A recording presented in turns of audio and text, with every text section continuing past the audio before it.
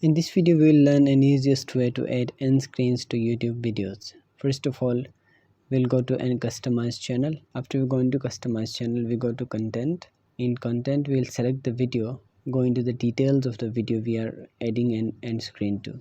So I'll select the video and I'll find this kind of interface. I'll go to end screen.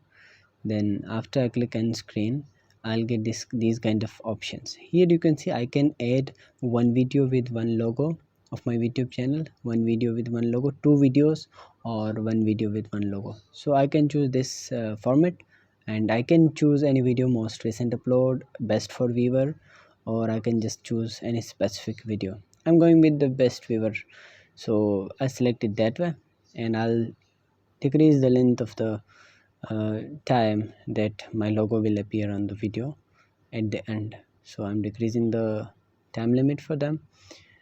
Then I'll click save. So this way I've added the end screen.